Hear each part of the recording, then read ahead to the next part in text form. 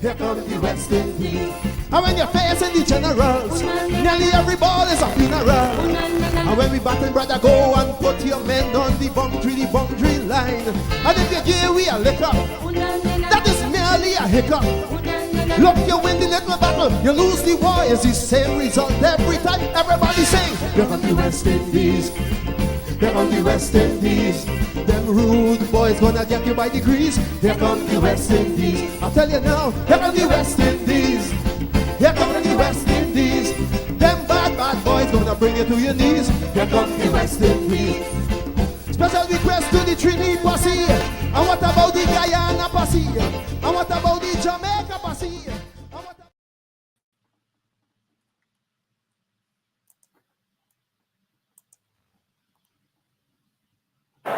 Carl Hooper, an average of 31.85, 29 years of age.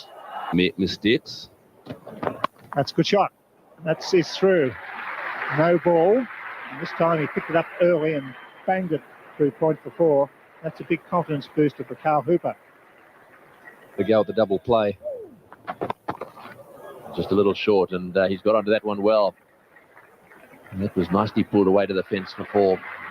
So Hooper has decided, no doubt, that if it's short at all, he's going to go for it. And this was a good shot. 27 to Carl Hooper, 16 to Shipman Chanderpaul. Kasperowitz to continue. Once again, Carl Hooper really just helping the ball on its way rather than really smacking the pull shot.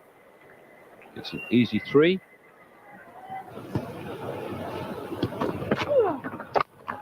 That's the attempted flipper, and that's six. That's a nice bit of timing, about 5 rows back. Well caught in the crowd. Probably about 20 metres too deep. That's banged away, just a deflection short. That's beautifully played. That's what you should do to leg spinner when he bowls your long hop at this level. He did it beautifully. Again, Carl Hooper sweating on anything short from Shane Warne, particularly on this pitch where it's just a little bit on the slow side.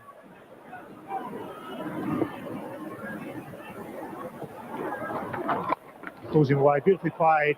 Back onto the back foot, and he's whacked that through mid-wicket. Superb stroke, the full shot.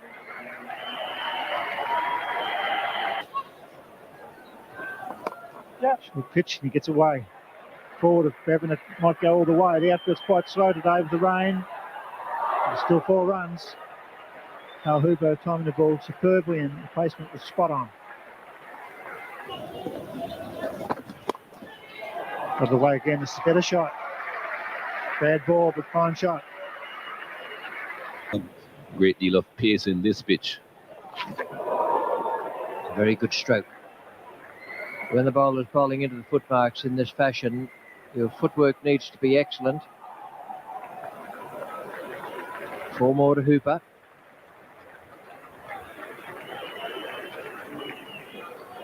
Hooper certainly has adjusted very well to this pitch. It's slower than normal, as we have said before, and that has given him enough time to go back and play those favourite pull shots of his. Very good play of spin bowling, Carl Hooper. Valiant attempt down on the rope by Matthew Elliott, but not quite good enough.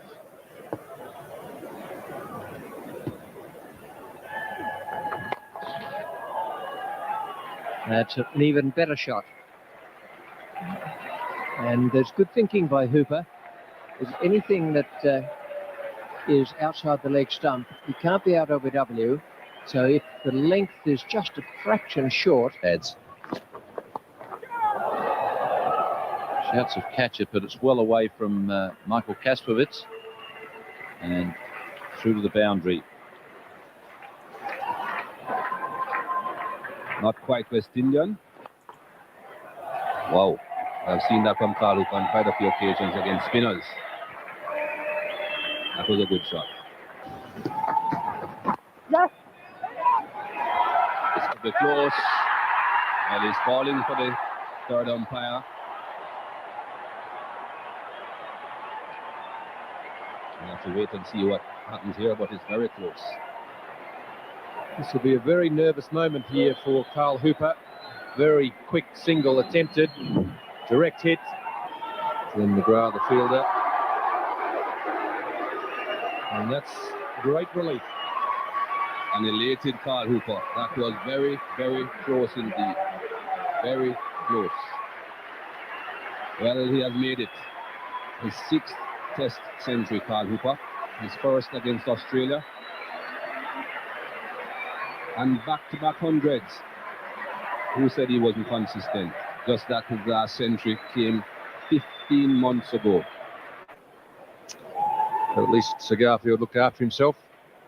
Made sure he was always fit for his Test cricket. And what a player.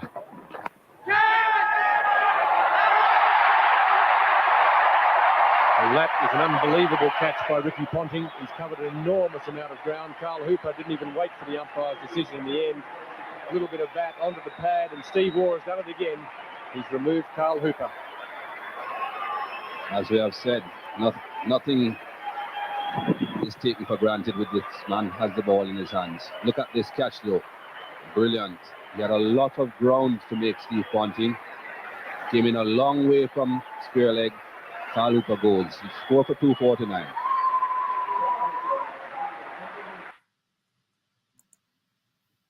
And a very good evening to you, and welcome to today's edition of West Indies Cricket 101. Carl Llewellyn Hooper.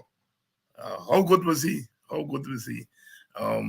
He's still one of the most talked about cricketers, not only in our Caribbean, but across the world. Unfulfilled talent. Many would say, averaging 36 or thereabout, over 100 Test matches.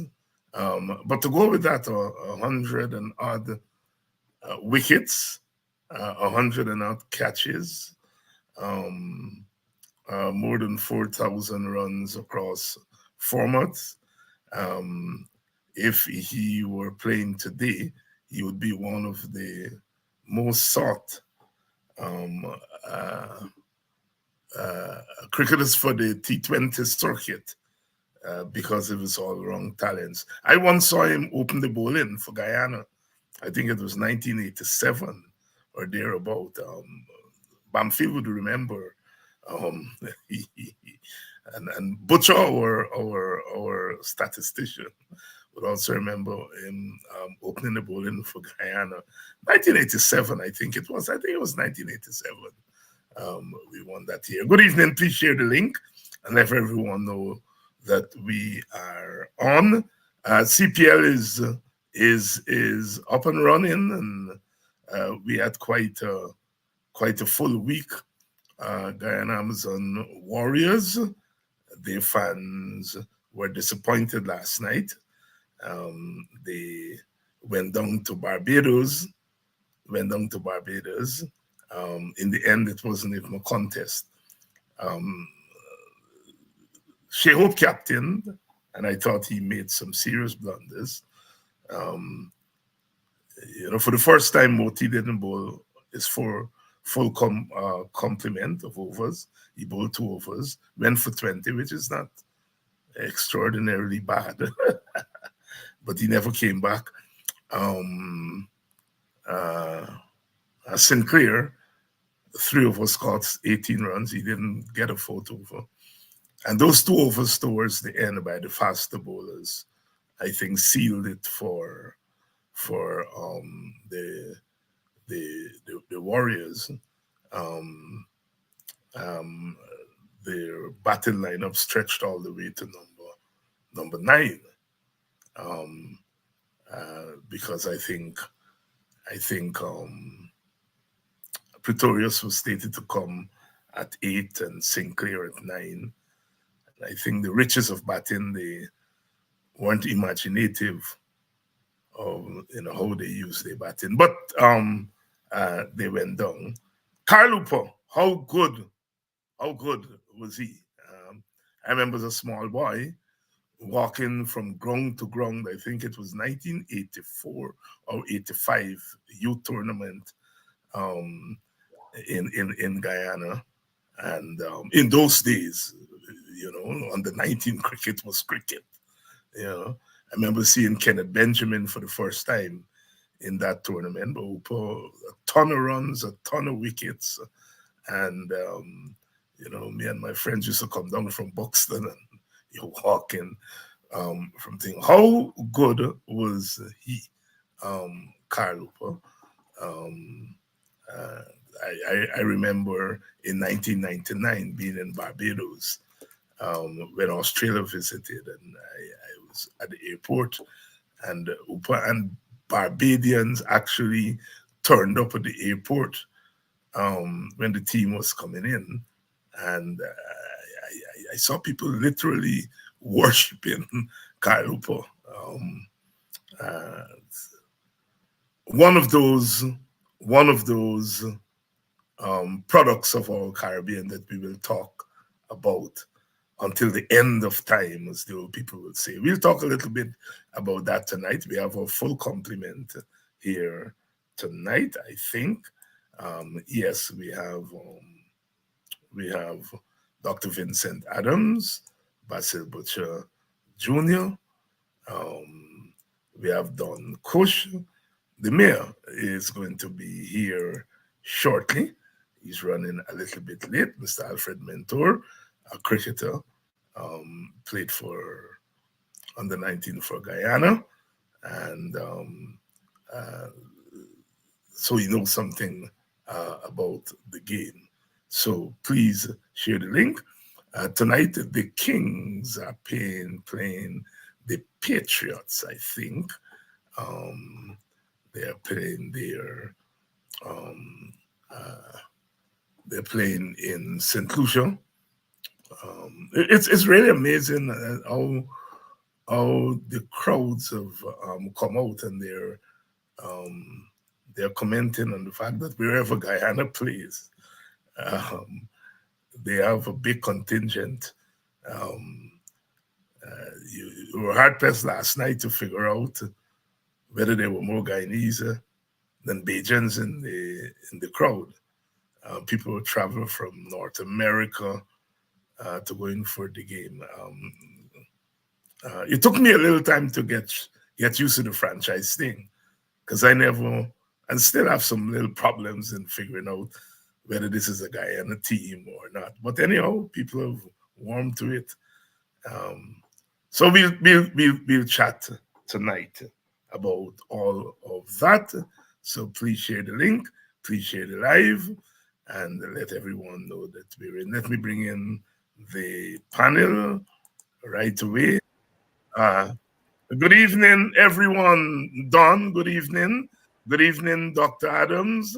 Good evening, Mr. Butcher Jr. Good evening, good evening, good evening, Dr. Hines, and all the wonderful listeners. How good was Carl Hooper? And is that tag, unfulfilled talent, a fair one? Don, I rather suspect that you are a Hooperite. Oh, yes. So that was my father's son. But if you want to know how good Hooper was, ask a Bajanian. Ask a Barbadian. Yes. Right? I remember there was a match in which Sherwin Campbell was given out by the umpire. Yeah, run and out. The people started throwing bottles onto the field. Now, this has come just after the incident where people ran on the field at Bordeaux, right? And the people say, oh, the world wasn't playing no cricket again. I don't know more. The Bajans carrying on. And I was there with my father. He said, but look what's going on here. You know, the Bajans started saying, no, people throwing the bottles on the field is guys who live in Barbados.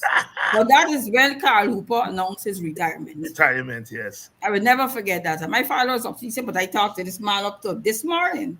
And he never hinted to me that he was going to retire. So I always remember that Sherwin Campbell incident coming at the time of his retirement. And the Barbadians were so disappointed because they thought he was one of the greatest players they'd ever seen. Yes. I remember that 1990. I was there in Barbados. I was there, yeah. Yeah, I Lara, what year was it? 1999. 1999 against Australia. Australia, I think Lara made 153. And Lara made 153 for us. Yeah. Yeah, and I was and there. it was right after the game at border, correct? With the people running onto the field? The game, but I can't remember. I remember they ran onto the field. Guyana was playing Trinidad, and Hooper was out there. And the Guyanese thought the match was finished.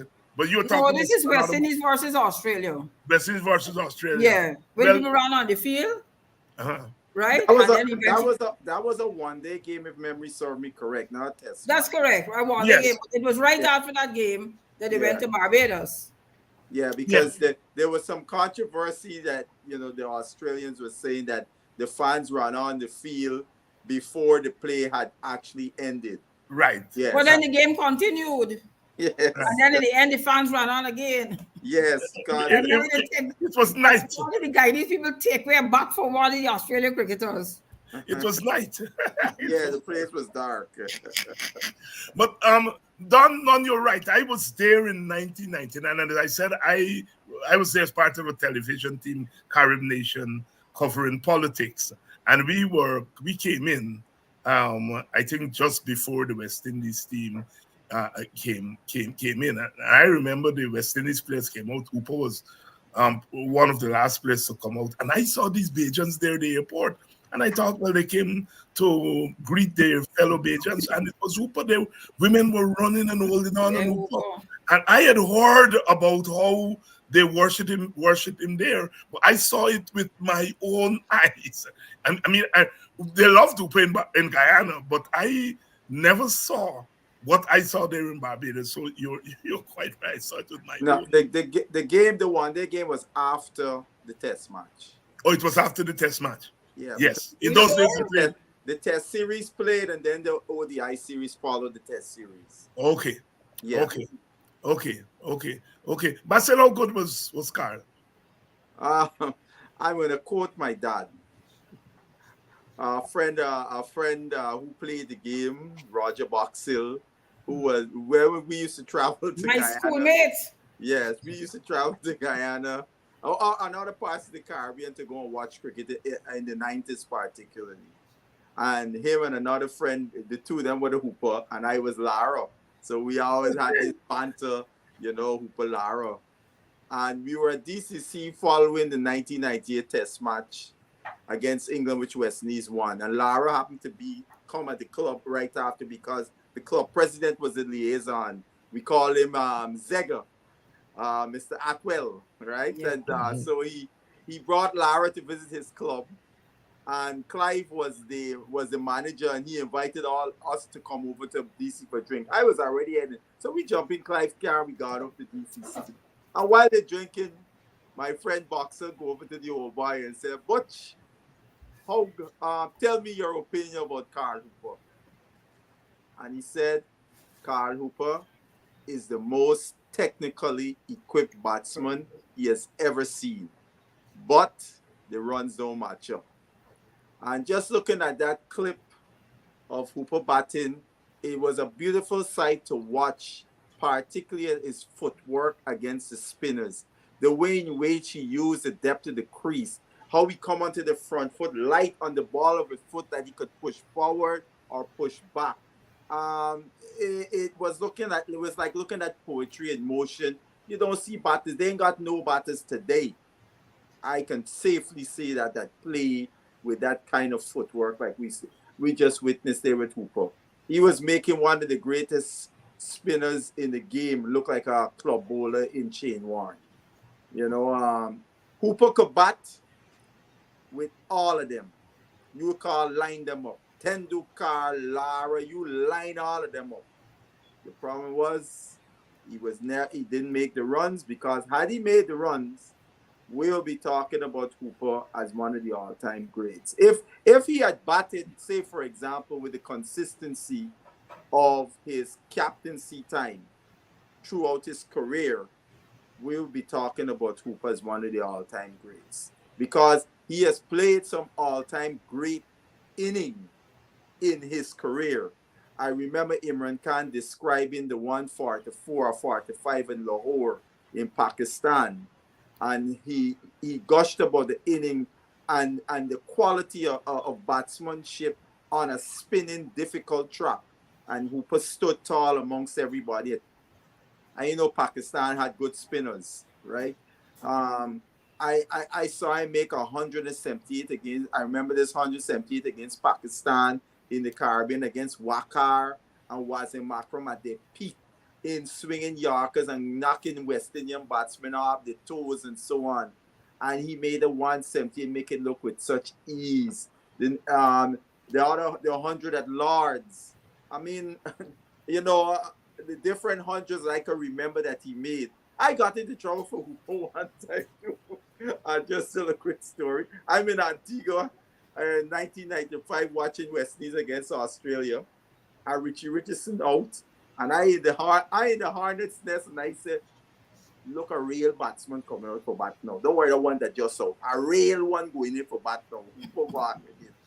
And just like the clip we saw, his nemesis, Mr. Steve Waugh, as soon as they brought Mr. Steve Waugh, like you could take it to the back. Hooper played a false shot and was out. Steve Waugh out. I don't know if he had a spell on Hooper, because it wouldn't be no big time ball, just like the ball that he got him out just now. We watching the clip. But he always had this knack of picking up Carl Hooper. You know, they always say batters always got a man who got the number, and Steve Waugh for some reason had Hooper number. And nobody would relate Steve Waugh as a great batsman. But he's a great bowler, yes. Yeah, a bad bowler, sorry. Yeah. 178. I remember that 178 in Antigua. Mammoth last wicket partnership with Walsh. Mm-hmm. And it was a Hooper show. My goodness. And top shelf. Yes. Wasim and Wakar were in their element at that time. Yeah. Doc, how good was Carl? Well, I had, I haven't seen a whole lot of him in person, but I did see the double at Bordeaux. 2002. Against India. Yeah, 2002. As a matter of fact, me and your father sit down at Bordeaux and watch that battle. Yes, we were all there. Whose father? Whose father? My dad. Oh yes. And I never forget, everybody thought he had gotten bowled down. I think he was on 9. You remember that in swing from that left arm? Mm-hmm. And he got an inside edge, and everybody thought he was bowled down. Ashish Nehra. Yes. Mm-hmm. And he never looked back. But and absolutely technically, I don't think that there's anybody who could be more technically correct than him. And even in that clip that you just showed, look at how he was playing that short ball. And I don't agree with them calling it a pull, because if you notice, his bat was vertical, almost vertical. Normally, when you get it short, you would get in, and people would do this and hit the cross. He was hitting with a straight bat, basically. Now that's you got to be really good to be technically correct, because if you play that same shot on the offside, you're gonna say it's a back drive. To me, that was it was a back drive on the onside. And that's where you see, because of course in our days, we were always taught, you keep your bat as vertical as possible, because then you're playing with you play with the full width of the bat when you do that. So he was always very technically correct. But the other thing, it's just the time that he looks as if he's got to play. The guy, he's just so easy. It's just if he's got the world of time, and the wicket is always slow, as far as he was concerned. But he's one of the more technically correct batsmen that I've ever seen. Of course, again, his numbers does not match up with what he looks like. And that's, he's going to have to live with that in terms of when you're naming the greats. You got to put up the numbers. I see today people play that shot over extra cover, lofted shot over extra cover, but they have to step way outside the leg stump to do it. I saw Carl Hooper play that shot many times, and they say it's one of the hardest shots to play in cricket. And he didn't have to step way out the side of the stump to play it. He played it in a very, very orthodox way. Basil? The thing about Hoops is that he picked up length so quick, line and length. So that's why, for the mere mortal, you would be hurried. But because he picked it up so early, he got into position that, like Vincent said, you would think that he seemed to have more time than most people. He never seemed rushed. The only time I could tell you I saw Hooper rushed was when we went to South Africa in 98-99 in a one-day game when we batted last, and the Jew or whoever. Yes. And Callis. Steve Ellsworthy hit Murray in his head with the helmet. And that's the same match Lara got his wrist fractured. Mm-hmm. And Callis give Hooper bumper. Yeah, I remember that. Till this day, Hooper ain't see the bumper. Yes. Right? That's the only time I could remember Hooper was hurried. Callis bowled with some pace that evening. Lord, it's only Hooper's ancestors saved him with that ball there, because he didn't see the one. The ball passed so close, all he could do is just, But yeah, the guy, I'm gonna relate back to my father again, because me and my father, we'd often watch cricket together. And we watching Hooper a day, and he just turned to me and said, this chap reminds me of Gary. The way how he could do anything on the field and impact the game. He reminds me of Sobers in that way, in that manner. Hooper was, it's funny. The person that brought Hooper, Rex Collymore, told my father, I got this little boy, a youngster, YSC Butch. When he bring Hooper, at the time apparently Hooper was chubby when he was young. And he turned to Collie, he said, Collie, what kind of fat man you bring here for show me? And Collymore responded, Butch, don't judge a book by the cover. And after father said, after Hooper played 2 shots, he said, yes, Collie, yes, Collie. Hooper had a tremendous, I would say this, he got the so-called numbers to be rated with the greats in terms of West Indies. But for Guyana, Hooper got numbers to rate with all the great batsmen that come out of Guyana in terms of his performances for Guyana.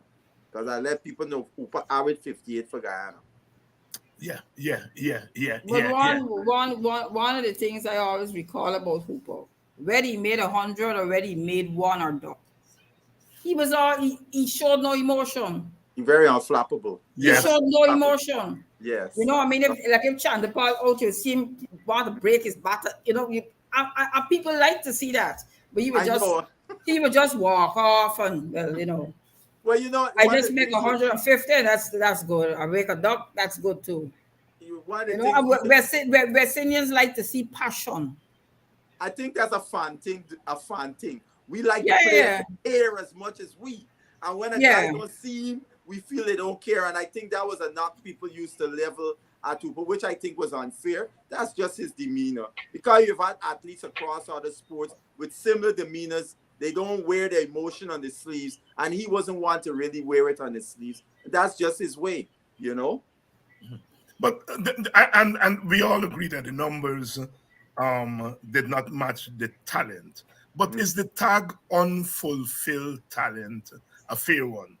Basil, you just talked about his numbers for Guyana. If you look at his first-class numbers, they're close to 50, right? He bowled. He was one of the best slippers. I think when we go back and look at slip catchers in the history of West Indies cricket, he'll be way up there. When you take all of that into consideration, is the term unfulfilled talent really a fair one? Doc, I'll start with you, then I'll go to Don and then come back to Basil. I believe so, Doc.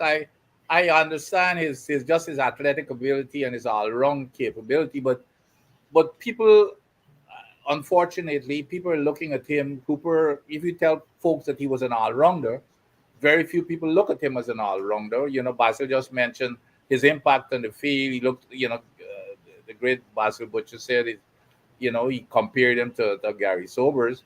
However, we all look at him, especially how he looks as a batsman. We all look at him as a batsman, and the numbers don't match up. Hooper should have been up there in the 50s, averaging in Test cricket. It's okay for him to average. I think Basil said 58 for Guyana. That sounds good, but you gotta make it in the Test arena for you to be talked about and compared to the greats of the world. And I think he missed out on that. And I think it's a fair comment to say that he did not fulfill his talent. And yeah, I hope we've got another kid there by name of Hetmeyer that we all know. Mm. Mm-mm. the same the same label that will stick with him. No more. Not Don, no more. We Don, talking test. unfulfilled talent, Kyle Hooper. I mean, Oh, absolutely. And Yeah. one of the things you must remember is how early he retired. Had he played maybe for 5 more years, it may have made a difference. But Hooper retired very, very early. But yeah, you have any idea how old he was he when he retired in retired? 2003. He was 36 then. Yeah, he wasn't that young. He wasn't that He young. wasn't that No, young. but But he's he, had, still. he had about But 2-3 more because he played on for Kent he, for But another right, you know what I'm season saying? or two. He had some years left in him. Yeah.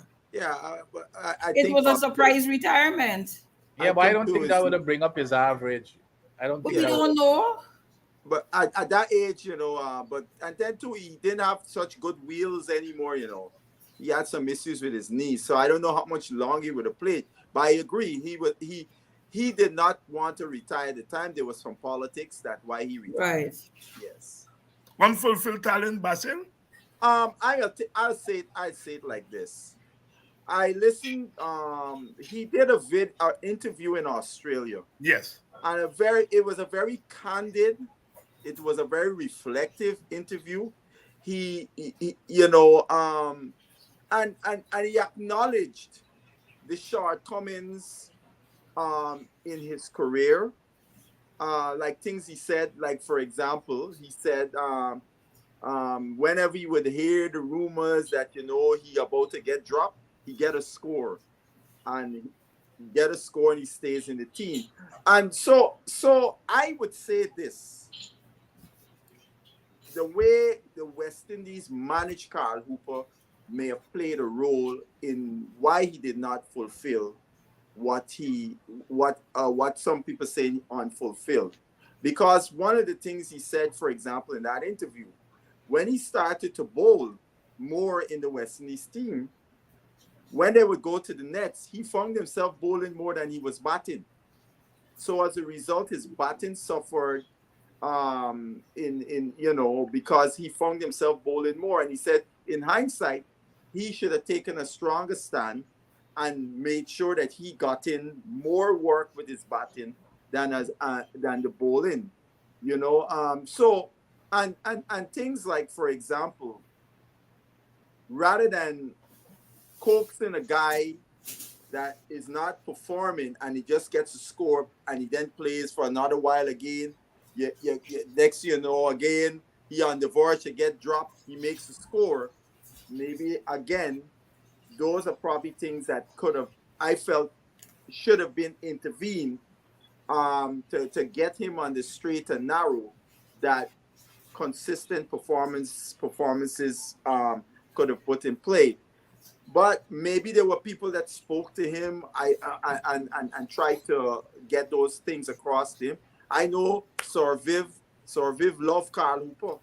Even when he was playing in the leagues in England, started playing in the leagues, and Sir Viv would be at his county, and when he get a break, sometimes he would come down and hang with Hooper and those kind of things, advise him and so on.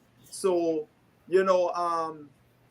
the thing about it, he figured out when he retired, that first retirement, what he needed to do to be the player that he needed to be. And he came back and showed that. That's why I always say that, had he had that similar aptitude, in the first go round, that maybe he could have been, his we would be talking, um, not using words like unfulfilled and so on. I don't know if it's unfulfilled. I just would say he never reached his maximum potential I because prefer that. But we're still talking about him. Yeah, The fact is, we're still You guys talking getting about into him. semantics here now. No, I don't think it's not semantics. I don't think it's because semantics, Doc. Unfulfilled would say that he never did nothing while as an international player. And we could go across the board and show many great moments that he has produced that was at the highest level. So I wouldn't say unfulfilled. I would say he didn't reach the potential that we thought he would. Yes, I would prefer to go there because, like I said, he averaged 36. All right, and if you look at his career in two parts, right, He averaged 46 as a captain. As a captain. So if one analyzes, one I think would remove that harsh, unfulfilled talent, and considering his role in the team, as a bowler, as a fielder, as a captain, I think it's somewhat harsh, unfulfilled. But Bassett, I'm glad you went back to when he retired in 1999 and then came back.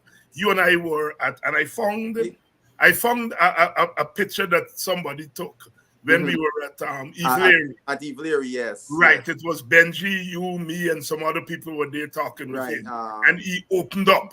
Legal, son, fast bowler, what we call it, Daddy Sick. Yes. Andre Legal, yes. We were all in, yes. And what struck me there in talking to, but we were there for like 2-3 hours. I had to leave. You left on the way. I was so pissed because I had to leave to go. I promised my dad I would go with him because at that time he was the guys that convinced him to come back and run for Guyana board president. And I promised him I would go with him when he was going to Perica to talk to the Essequibo people. And I was so pissed I made that promise because that gap was very sweet. But what struck me in that conversation was Hooper's knowledge of the game. Again, because he didn't express himself in the field, you didn't get a sense what was happening behind that facial thing. But he opened up there. I remember him talking about playing against Marshall, going to Barbados and playing against. Yeah. I mean, he gave us some really cool insights about different players he played against and his experiences. And those, a lot of times as a cricket fan, when you could get those kind of insights from players who've been in the middle, you get a more understanding of what it took to be a great player. You sitting in the stands watching. But when these guys would give you the inside of the story, the action in the middle, because a lot of things happen in the middle. You watching on a spectator, you don't even know what's going on in the middle. Even some of the confrontations between players and so on, you see something, but unless it's really overt, you wouldn't notice. And when a guy can talk about the different pressures they feel and they gotta overcome when they're out there in the middle, the guys who've been in the middle and they talk about it, then you kind of appreciate you get more appreciative of really what it takes to be a player at the highest level, a good player and perform well. Yeah, and he thought very highly about Andrew Light, who he said had courage because he had to go there and bat against Marshall. It's funny. The last Shield game I saw in Guyana in 1980 before I left was against Barbados. And Monster Andrew Light, as we called him, the Barbadian fast was rough up monster. And he got dropped. He didn't play the next year. He came back in 82. And then when I started hearing the talks about Monster and how we beating all the big fastball, I was like, what? That's the same Monster I saw Daniels and Sylvester Clark rough up at border just a couple years ago. But yeah, he turned out. I mean, there are lots of people will argue that at least he should have got a tour. But he made an A team. Yes, I mean, I talk about West Indies. West Indies, yeah. Yes. But I heard just someone be speaking about the talent. I heard my friend Dr. Adams saying like Hetmyer. Yeah, well, I mean, Dr. Adams? my folks are too overly sensitive. And No. It's not a matter of it. We're speaking about Hooper. No, but And he I goes think, all of a sudden I he think, jumps. I think Vincent is trying to give because you might have a lot of young viewers that never see Carl Hooper, but they know of Hetmyer and the situation in his career. So to give them a context, I think is apropos. You know, No. Hetmyer average started something in Test cricket too. Exactly. And 20-something in the other form. And 20-something in ODI. But Basi, you were just talking about what happens in the middle, right? And people don't know.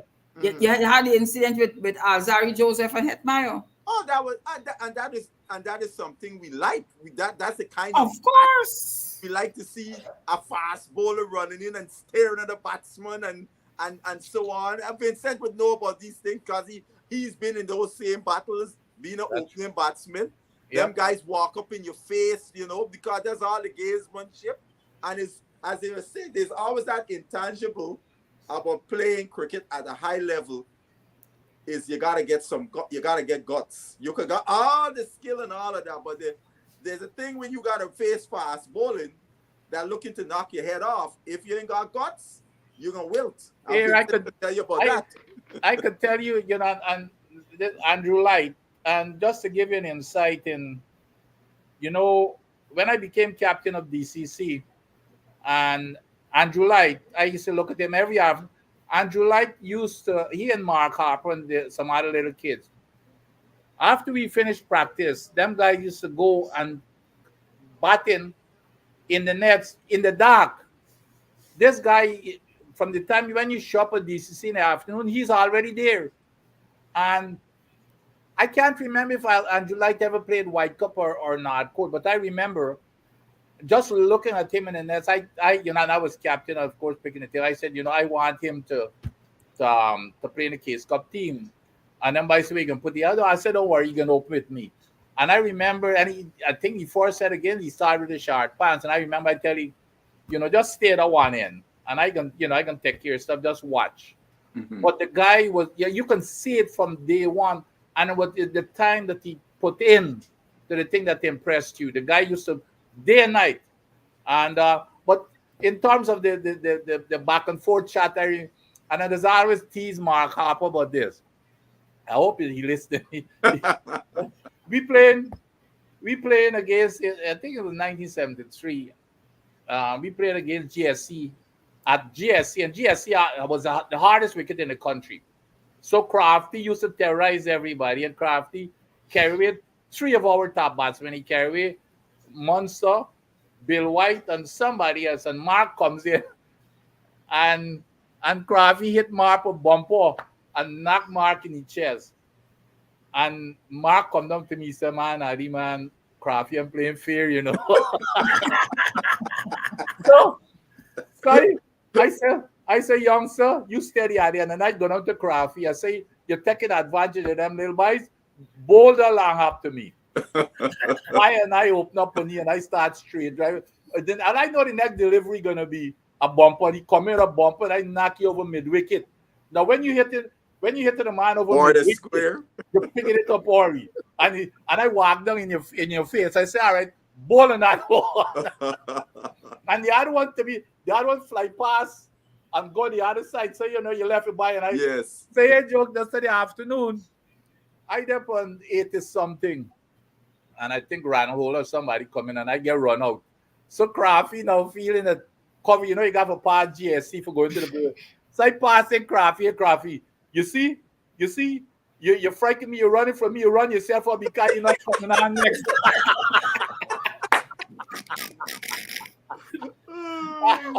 But them days you used to. But and I remember the last game I played was at Police. And I see Monster. That was when I left Guyana in what was it, 76? 77. 77. See, the man even got me stats. Yeah. But when I left there, the last game we played in a Case Cup game, the last Case Cup game on a wet wicket at Police, and I see Monster handle Cammy on that wet wicket. He make 80 something, and I tell him, boys, he's gonna play Test cricket. So when I came to the US, I was always following him, and then he made that tour to Zimbabwe. And apparently I heard that he had a bad report, and I think that's what damaged him. Yeah. Him not getting but he was so the guy was so talented, but it's the work that he put in and the dedication that really got him to where he was. Yeah, because I remember him. I started in front of our shop in Linden. This is like near midday when the sun coming down. I look up. Well, Republic Avenue, main road, our shop is on. I see Andrew like running and no shirt on, running, coming past. So I said, Monster. I said, what you doing in Linden? His sister used to live in our neighborhood. So he was visiting his sister. But to tell you, 12 o'clock, son, he's run from a two-club, which is a couple miles to downtown Linden to run, you know? Yeah. You know who used to work hard too? I remember too when Mato was playing Case Cup. Mato would just finish bowling in the afternoon, and Mato come in and sit down with nobody and drink. Mato would leave, especially at Diamond, he would walk out, and Mato would start running the East Bank Road from the ground, after bowling whole day. And Mato would run miles on the East Bank Road. He used to work hard too. Matthew used to work really hard too. Before we get to the T20 cricket that is going on now, I am. I think Don. I think yes. Okay. I thought it was blackout. Vincent. My husband works at GPL. Oh Lord! Oh, you see. I would have kept a secret. You see now. Look how story jump. You see now. That's right. So you get them some kind of a preference. You know what you're telling me? You get them treatment. You figure it out. Even when anybody get blackout, you don't get blackout. Is that what you're telling people? I might hear about this. We might hear about this on Thursday.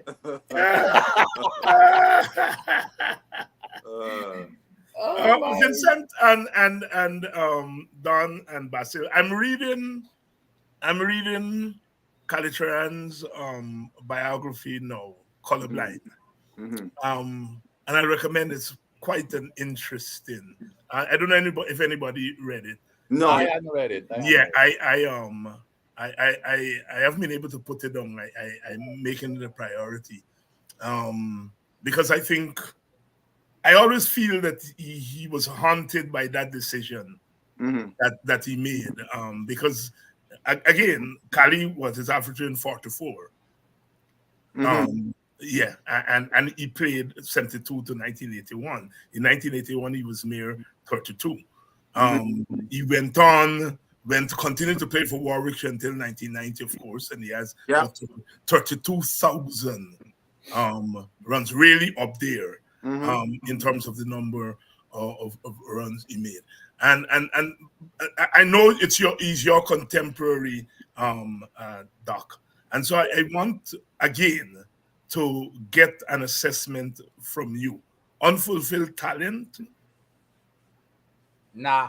Not with Kali. I think you got everything out of Kali. Kali, Kali. I remember when we played the first time we saw Kali was, I was captain of the Demerara Schoolboys county team. Kali was the captain of the Bobbies county team. Then in 1966, they picked a Guyana, the first Schoolboys team. Kali was not the number one batsman on that team. It was Lal Munilal. Lal Munilal and George Robinson. It wasn't Kali, but guess what? Kali came out as the number one batsman, and he made a 90-something in the islands. And because of that, he played one game, one Shell Shield game in 67. But Kali was one of the hardest. Kali doesn't give away his wicket. So he was not. He had talent, but it's not like like the natural talent like what you see in a Hooper or a Lawrence Rowe. Kali worked for everything he did. If you look at Kali, he doesn't look all of that smooth or anything really. He looks sometimes he's jerky, and but the guy you talk about mental toughness. He was one of the guys. So there's no way. I think he averaged what Basil 44 or something. Yeah, 44. Yeah, 44. Yes, That's yes. within that bunch with that's in the Butcher. bracket of the good to the. That's good right. Between good So and no, great. Yes. Kali was one of those guys. He fulfilled. And he made, and also Vincent, he made 4,000 test runs, which was a big deal in that era. That's right. Because not too many people was making That's right. 4,000 test runs in the career. No, I think he fulfilled his talent because again he was not, with the natural talent you see in a Carl Hooper or Lawrence Rowe and those type of foot. But he worked for his and he fought. He had mental toughness. He never gave away his wicket. Never gave away his wicket. He was one of the greats. Don, any thoughts on Kalichuran? I don't have much memories of Kalichuran other than what y'all would have said or what I would have seen on YouTube videos and so on. But remember, I'm a lot younger than I think all of you. His career with the West Indies really really came to an end in controversial circumstances. He was dropped, right, Basil? No, actually, or was about to be dropped in 81. Mattis played in front of him. No, what happened? You remember he got his arm broken. Yes. That's right. why he was ruled out of the Test series against England. Roberts hit him on his forearm, I think in Nevis, or when he was the captain in 81. Yeah. And that's how Mattis was able to come in. But the whole thing about it, he was supposed to. Clive actually wanted both him and Rowe in the team going to Australia in 82, where it ended up being Bacchus and Logie going, right? But Alvin, a lot of people don't know, Alvin played in South Africa before the Rebel Tour. Alvin went and played for Scotland in late 81 for Transvaal, right? And I understand, based on I'm reading the book, The Unforgiven, about the Rebel, all of them. He was asked to do an apology, right? Write an apology a la Sobars and Kanai and those guys who went to Rhodesia and so on, right? And there was some mix up with that. He never did, and that was it. Adi? Any recollection of that period? Well, and I think you said that he is. I hadn't read the book, but he's upset at the decision. Well, the decision that he made, or because, and this whole thing, it started, of course, with the Rebel Tour, and when Kali became captain, and after that was over, things started happening because he expected that that he should still take captain. That he would still have remained captain. And that's where everything started coming to a head. And with the team, with him and the other player, that was what really, and if you talk to him in a private conversation, you're going to hear that coming out loud. I don't know if that's part of some of it is coming out in the book. If you know the title, Colorblind, right? He's justifying going to South Africa. And didn't see race in the same way as the rest of the West Indies saw it at that time. But clearly, as the rest of the West Indies, or as the rest of the West Indies players.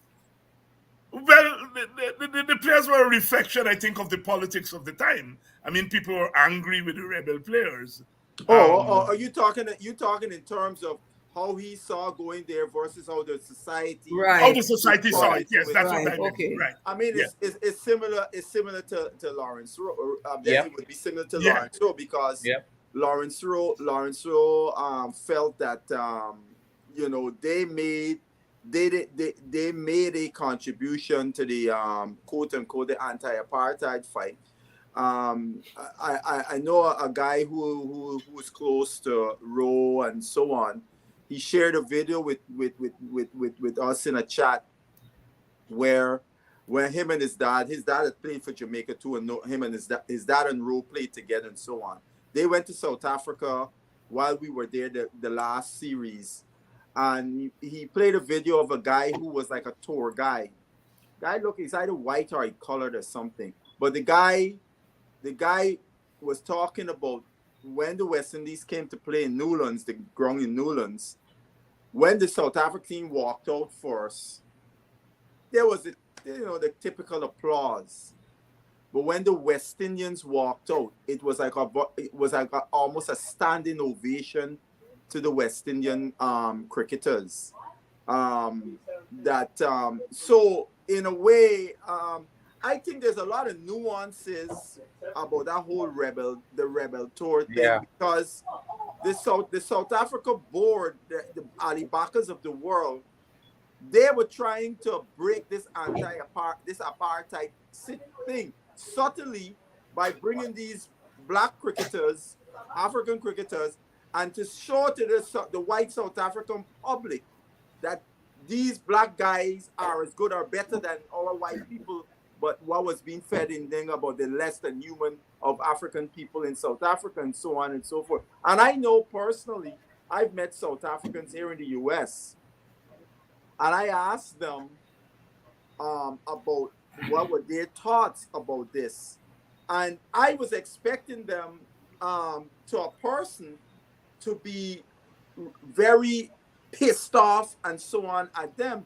But to my surprise, the ones that I spoken to, they said it gave black people a whatever circles they were in, it gave them a psychological boost to see these black players from the West Indies beating up on South Africa.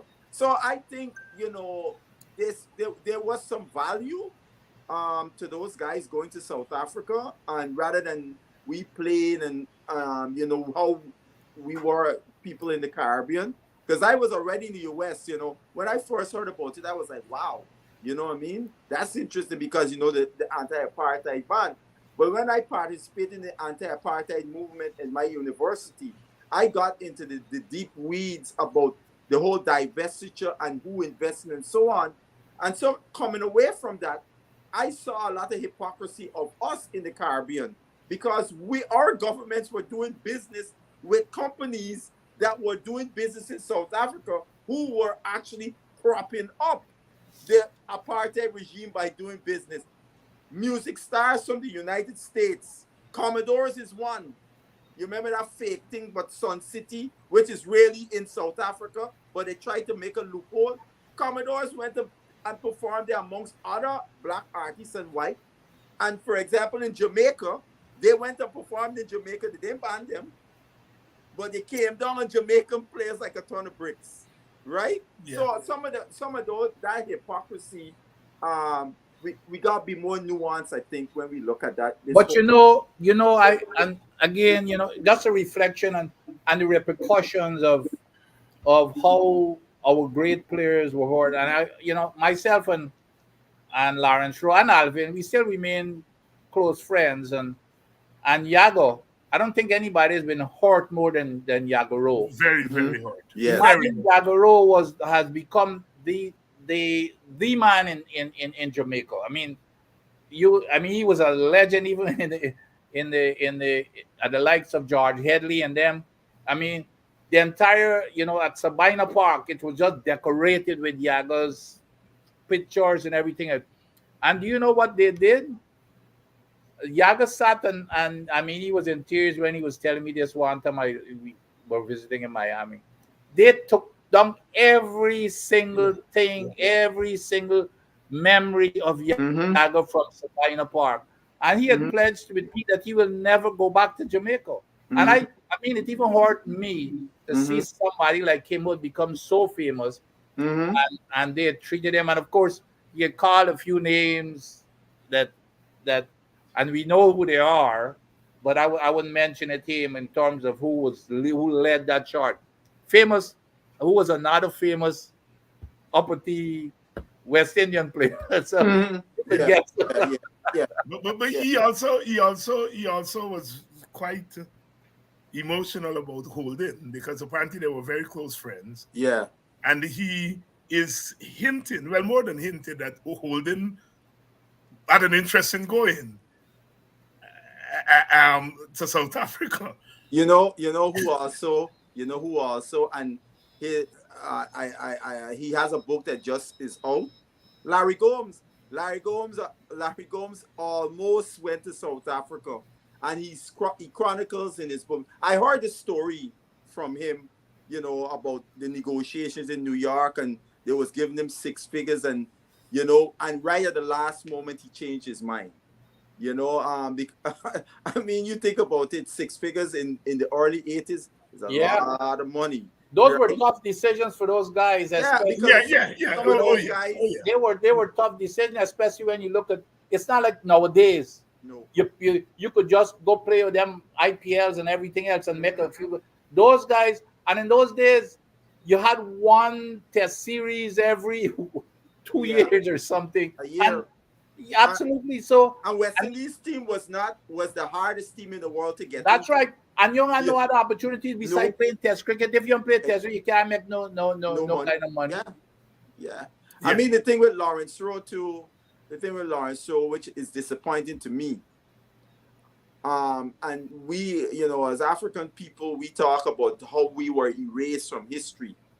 And I think in Jamaica they've done that to him because they painted a mural with all the quote unquote great Jamaican players and left him off. Yeah. I don't care what Lawrence Rowe Yep. do. You cannot erase that history. Yeah. We haven't gotten there yet, Basil. I mean, as a I region. wanted to read something from Holding, right? Yeah. He says the contrast between what happened to the England players who went and the West Indies players couldn't be more stark. Mm-hmm. And that tells a story. The West Indies players returned to their homeland in the Caribbean to find out that they became pariahs and their lives mostly went to hell. People at home thought, how could they? But I say mostly because the players from Barbados generally didn't suffer to the same degree socially as the Jamaicans, for instance. Most of the Jamaicans, if not all, lost their jobs and whatever social standing they had on the island. Some left the country, and those who stayed fell on very hard times. I am sure those guys regretted the decision in the end, and it is a shame they couldn't see beyond making a fast buck. And I'm happy to forgive anyone who makes a mistake in life. We all do.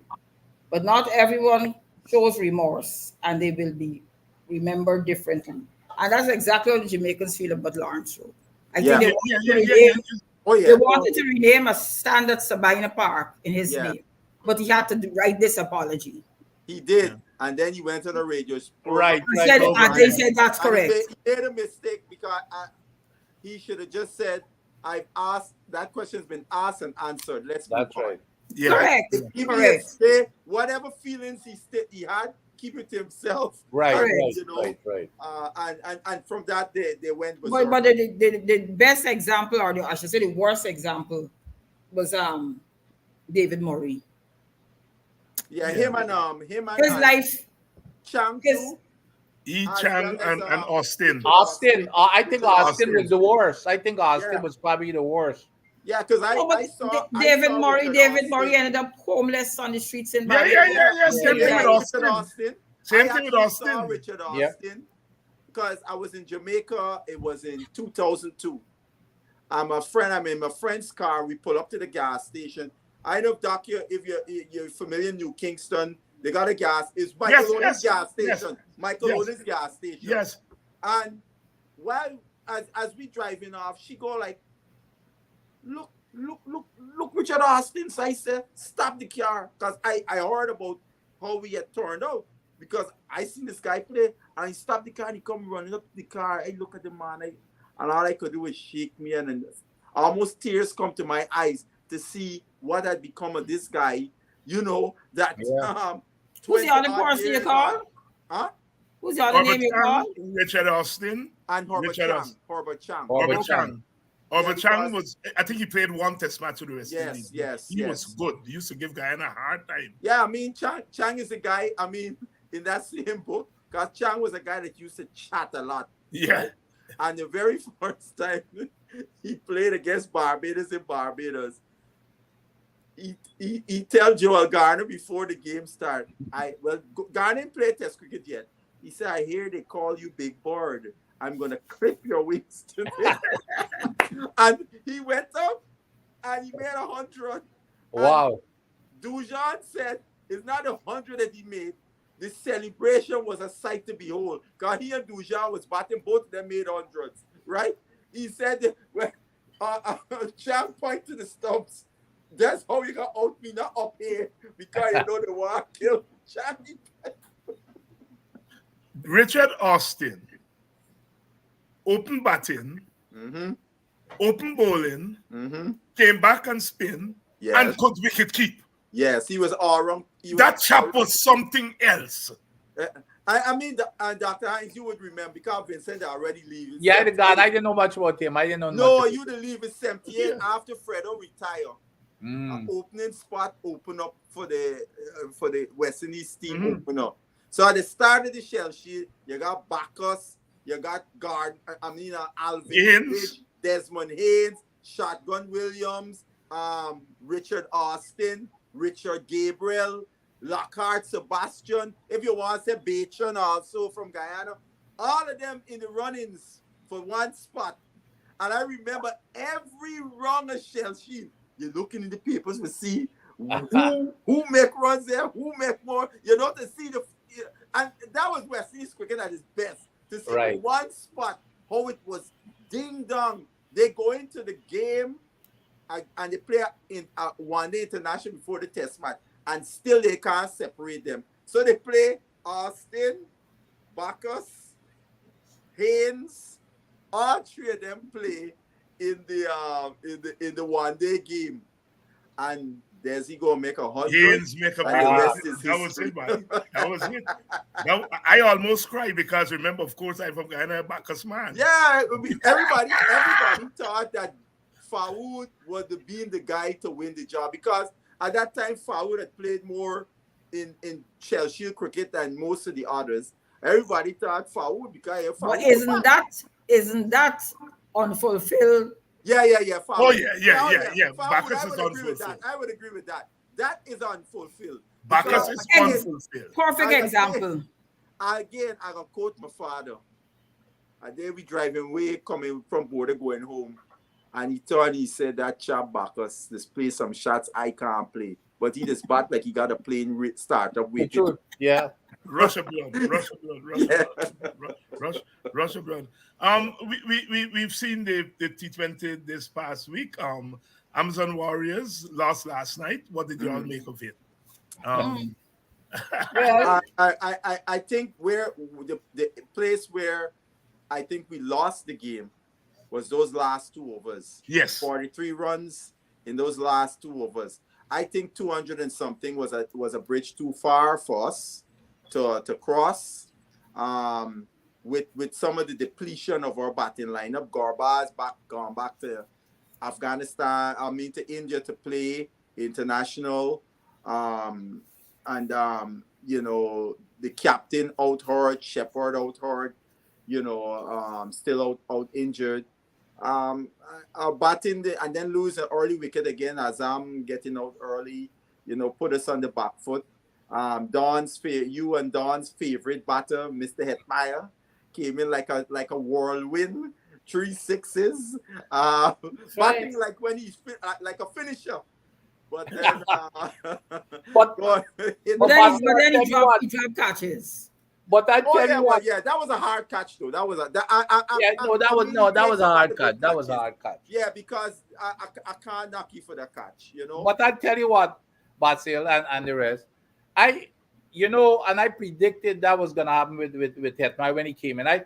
The guy is beaming with confidence now, right? Yes. Normally, when Hetmeyer is not, He just come in and he's Push tucked it around the leg. Knock it around, knock it around. Right, yes. And when he came in, I said, you know something, he's going cow corner. Mm-hmm. And I was surprised, as a matter of fact, for these, and that's what a lot of times these guys shock me, that they've played so much cricket, but they don't know the game.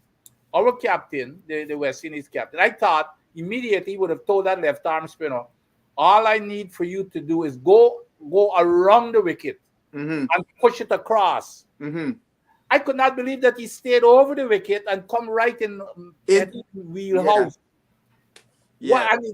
He should have gone from ball one, go around the wicket and run it across. Let him beat you on the offside, because you know that Yeti's looking for cow corner, and that's exactly how he got out. The next time he caught him, I think was that's how he got him out. He goes, went to and then he run it across, and he because the only way you could go there is wanted to score, and Hetty walk across to the offside. That's right, and that is where Don, you guys need to tell Hetty that he needs to battle longer, and he comes in. It's good to have confidence now, and he feels good about himself, but he's got to look at the cock. Correct. You see, the cock always. If the one thing about the cock, he scores fast, but he never you look at the cock, he never premeditates before the ball. You look at him; he plays everything to its merit. Yes.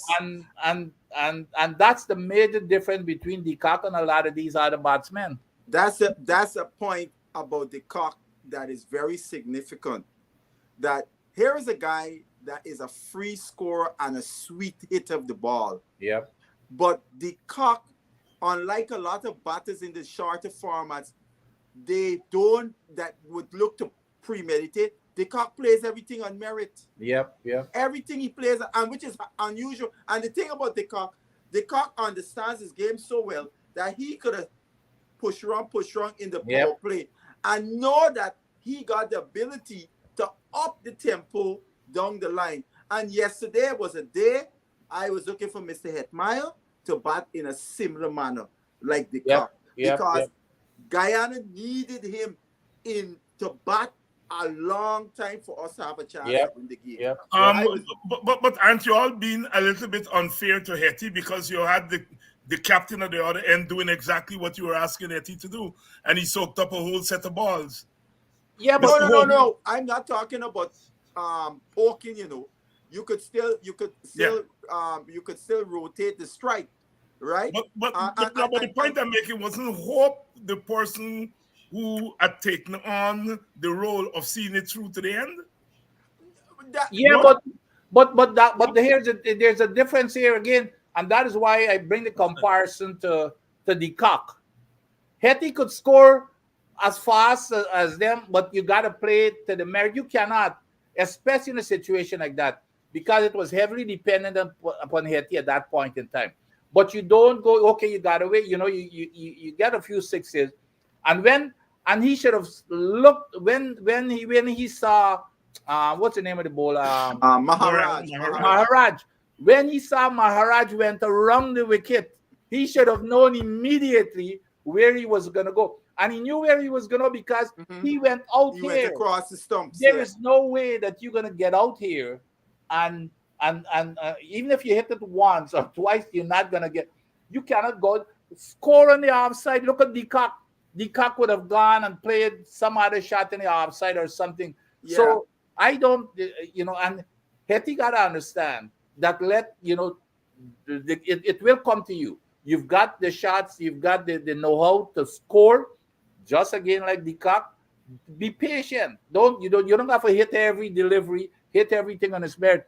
And that's the one thing that he has got to. He can't hit everything at cow corner. You're not gonna ever. And people are gonna know his game, and they're gonna set him up every single time. And if you remember that shot, the ball come off the bottom of the bat, because that's right. The ball, it would have been so hard for him to get plenty of the bat on the ball. And Dr. Hines, what we're asking Hetmeyer to do, because he has reached that stage in his career, every time Hetmeyer, in my view, goes out to bat, we should be, the mindset should be, we expect Hetmeyer to make runs today. I mean, you can get out. You can get out. But the way he approaches batting, you're always confident that this guy could score runs every time he goes to bat. I am yet to feel that confident about Hetmyer because some of the chances he takes and some of the balls he might look to hit out to the park and so on and so forth. I mean, it's like this guy, Puran. Every time Puran goes to the middle, they expect him to make runs because that's where he has elevated his game. And that's where I want to see Hetmyer elevate his game. He getting there. You know, so because that out there yesterday, to me, that he almost reverted back to his finishing role like what he was doing in the IPL. Yeah. He got them sixes and he just wanted to keep going for the sixes. When in that situation, Guyana needed Hetmyer to bat deep. Yeah. Did Hope and his bowlers well? No. I don't think so. No. Talk to me, y'all. Talk to us about it. No, man. I mean, there was an argument about the spinners with Moti Sinclair. Well, not so much. I'm not so much concerned about Sinclair, but Moti, because Moti is our wicket taker. That's right.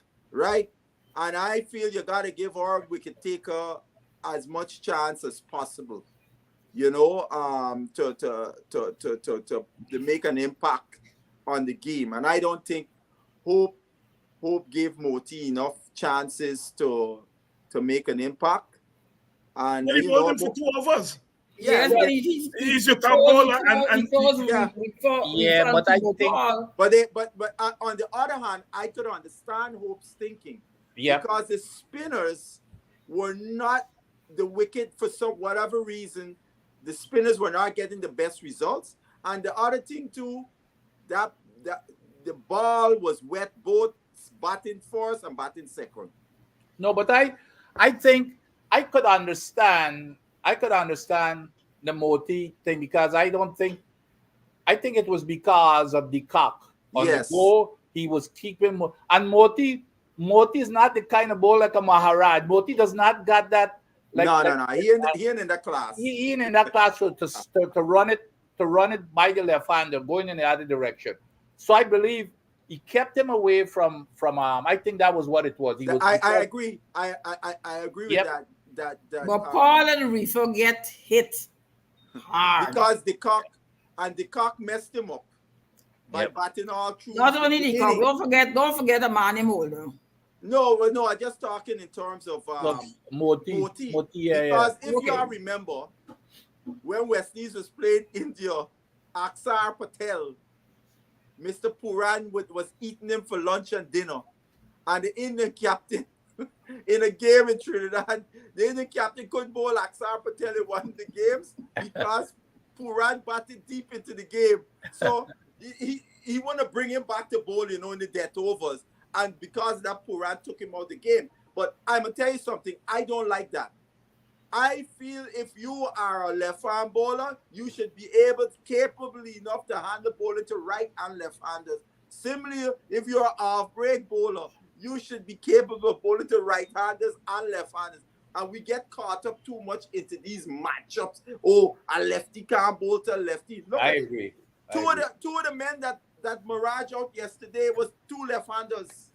No, I agree, Marcela. But I think Mirage is a different class than Moti. Yeah, that's true. World class. Yeah. But the other thing is, what more surprised me more than anything was I would have finished Sinclair. Sinclair didn't go for money. Sinclair was both 3 for 20, 21. 18. For 18. So to me, I would have made sure that because he didn't show as if he was, to me, from the first over he came on, I think he was doing well. I would have kept him.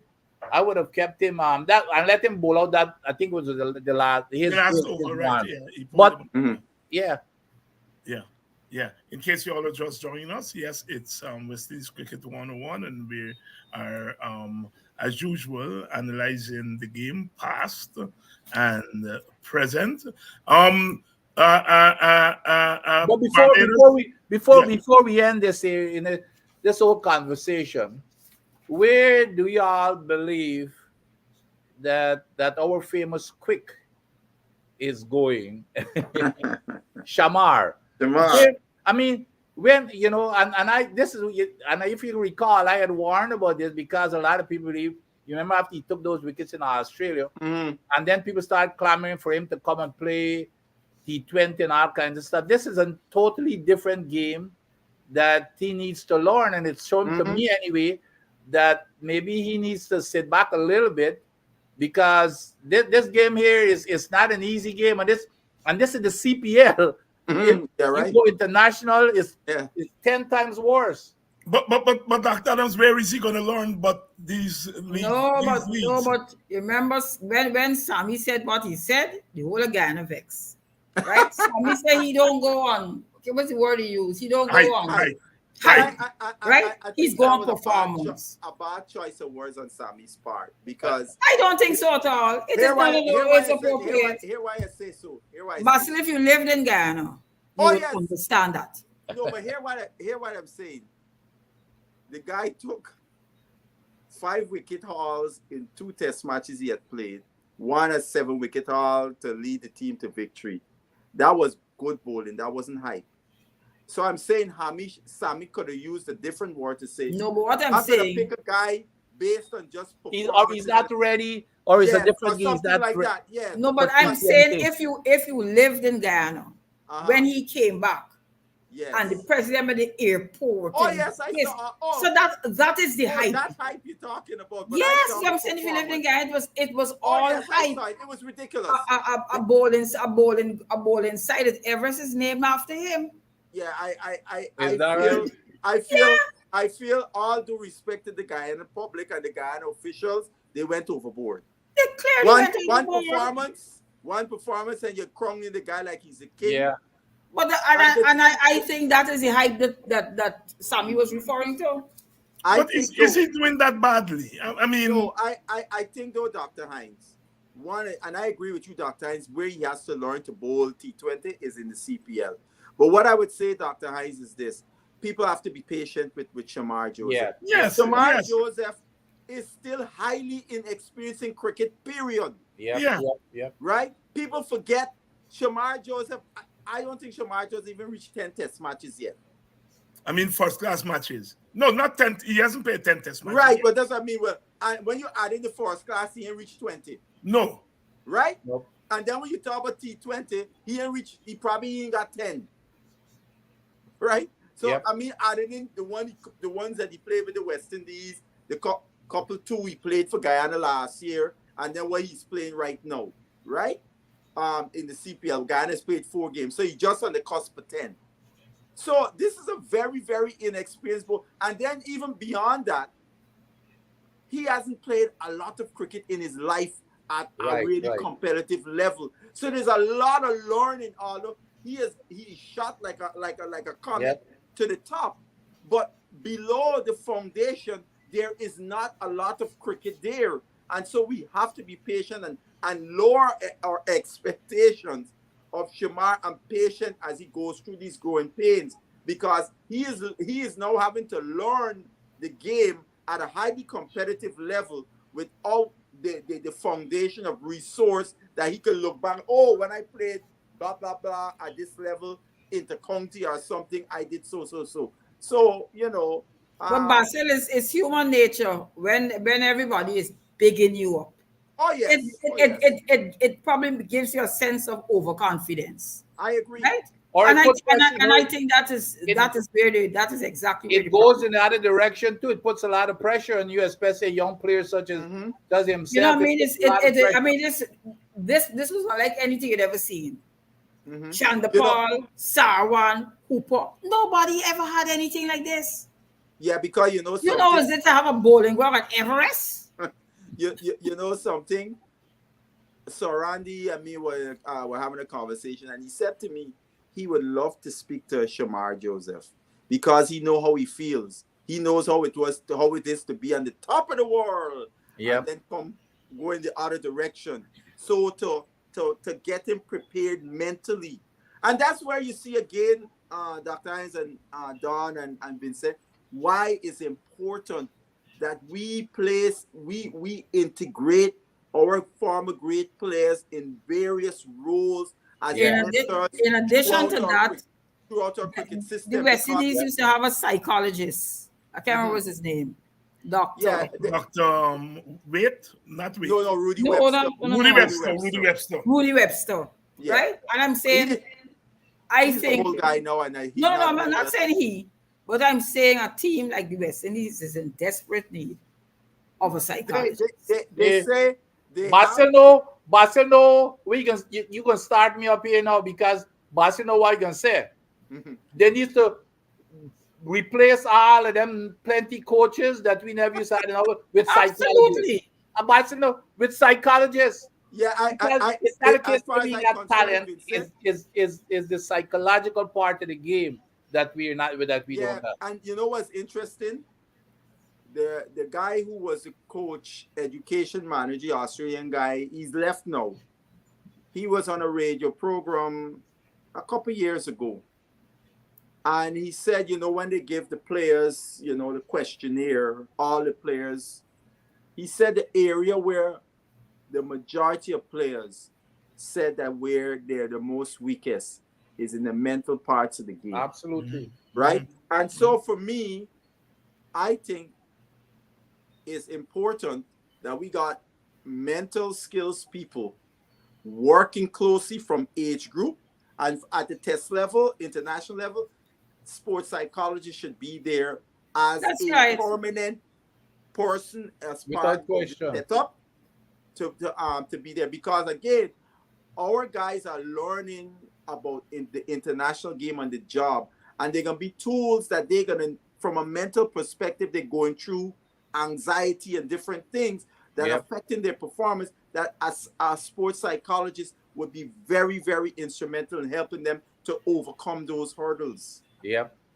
I mean, the West Indies cricket public could be so cruel, right? As I've seen some of you be so cruel with my Hetty. I know that is where I will do that. I'm with you. I'm with you.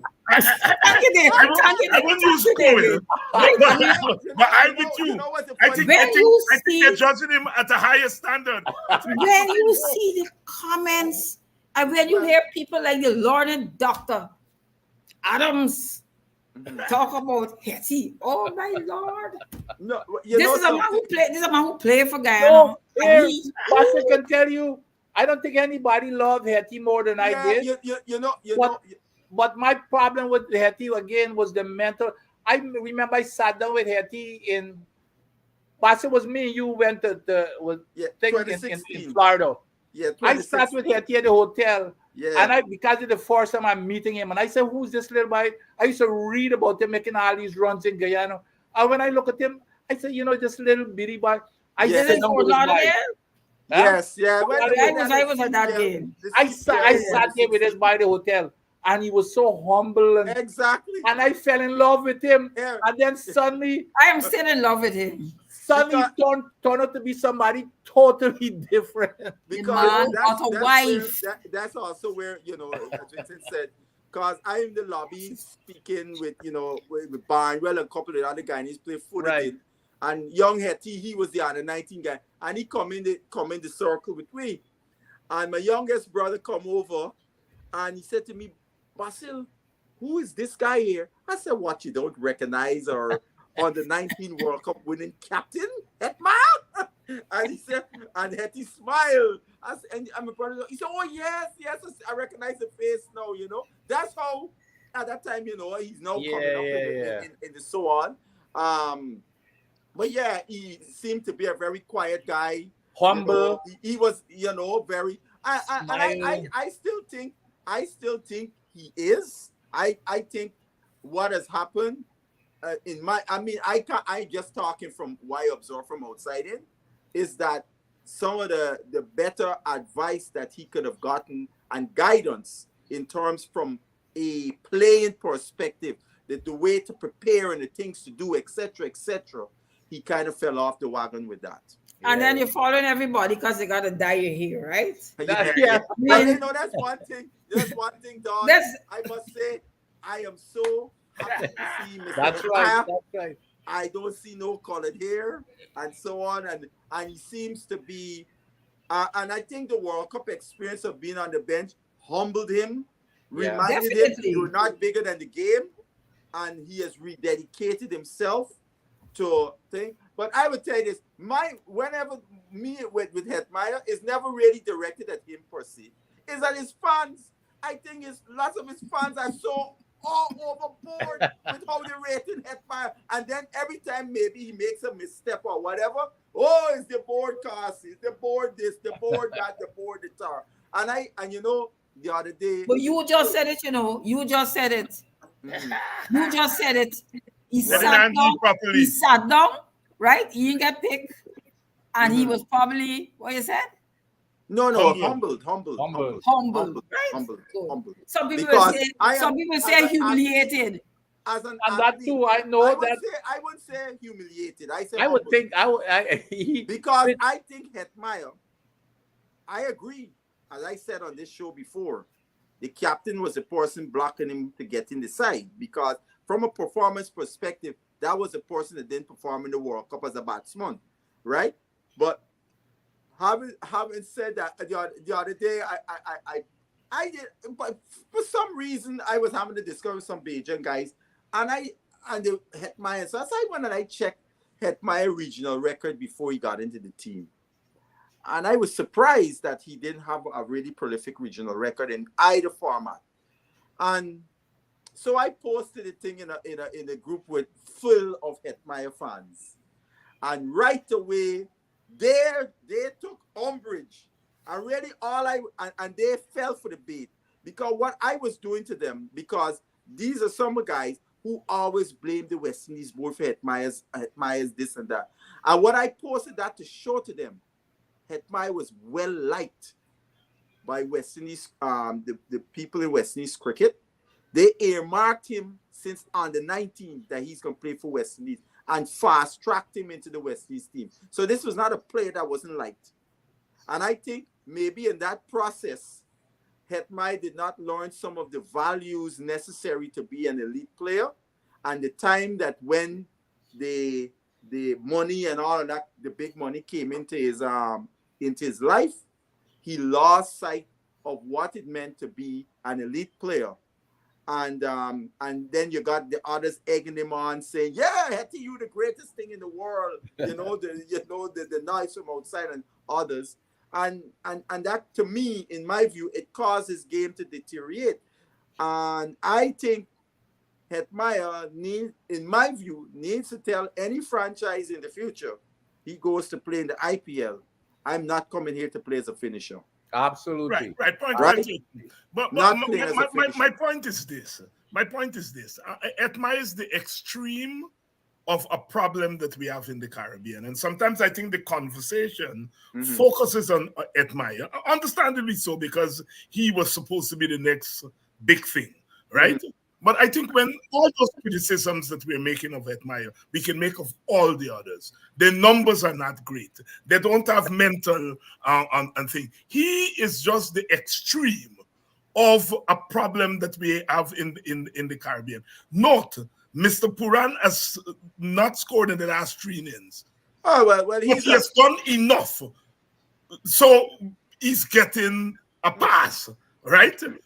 Hetmeyer is able to get them. So I am with you all, but I don't want you all to lose sight of the fact that Hetmeyer is symptomatic of the larger problem in West Indies cricket, and that it is not particular to Hetmeyer. Are you telling me people going on social media and knocking Hetmeyer because he make runs in this match or the match before and so on? But I think that is what is coming down to. He's under the microscope. Those kind of Microscope fans, now with every match, kind of in a way. Because I think last night is not Hetmeyer who messed up. I think it's Hope. I think Hope messed up last night. Because Hope was the one who was supposed to stay there to the end. And I think Hetmeyer came in, played his role. Try to score quick, bring the run rate on the thing, right? All right. You can't be two ways. You can't be two ways. Hetmeyer is the big bats in the side. I got you. The big bats. The big bats is the man that everybody look to bring you home. when you look at this Trinidad team right now, when Mr. Purano make runs, they struggle. Yes. They are not the same team. Right. And similarly, Hetmeyer in our team, he is the man. And he got every time he got, he not gonna come through every time. But every time he go there, I want to see Hetmeyer in the way he can bat. He batting to win the game for the team. But that is our big bats. Yeah, but the other thing, the key thing that you're leaving out there, Doc, is the way that he gets out. It's that he should not have gotten out the way he got out. When you try, that the man will run across him, but still he's trying to hit the ball. He takes setup. Yes, exactly. He takes setup. So that's what I mean. Here, if he gets a delivery that is unplayable, everybody understands that. But don't give away your wicket, especially you're set. He's in good touch. Don't give it away. They're depending upon you. So no, we all rooted for it, because Dr. Hines, let me tell you something. Don't you believe them? No. Dr. Hines, you. As long as he play for the West Indies. Yes, Dr. Hines, once Hetmeyer got on two uniform, I with Hetmeyer 1,000,000%. When he got on the Amazon Wire shot, and when he got on West Indies Maroon. Me I care about IPL because I don't check for IPL. But when he got on them two shots, Hetmeyer, I got cussy because I want him to do well. Not because I'm not a Hetmeyer fan per se. Right? But you must also sing his praises. I don't have no problem. Oh, when Hetmeyer met the 91, Lord of mercy, it was Lord of mercy. No, they can't sing the prayer because when he met the 91, all the fans come down on them. So no. Here, you remember the game, the next game? I was not last week, Friday, the Friday before. He get out bowled down or some. Who bowled it down, man? No, that was the game before. Yeah, when the game he get bowled down. The first game when he was trying to walk it through. That's the first game? That's the first game. That was the first game. The Friday. He made 90. Right. I there watching, so when Hetty come in, I said, well, Hetty, you gotta do the work now. You gotta put it, you gotta get the score. And I watching the game on the phone because I was at a repass in Brooklyn.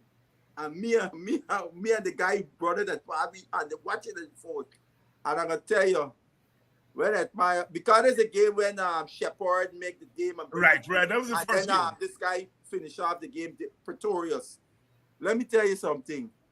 You should hear how it's a good thing I was at a repass because I would have cussed. Because when I hit my out, I was so disappointed because I put on my phone just in time when he walked in the batters. I put on my phone right time. Hetty is at the wicket. No, they can't get a repass unexpected. You got to leave the repass. I was on the outside. On the you sure? You sure? I was outside on the sidewalk. Here, I'm so mad when he out. I turn off the game. Right? I turn off the game, and then, probably like about half an hour or a little more than that. I said, man, let me put on and see what's going on. And that's when I see Shepard putting on the assault. But I turned off the game because I was so disappointed with Hetmeyer. Now, if I hate Hetmeyer, why would I be disappointed with him? Right? And the thing about it, Hetmeyer,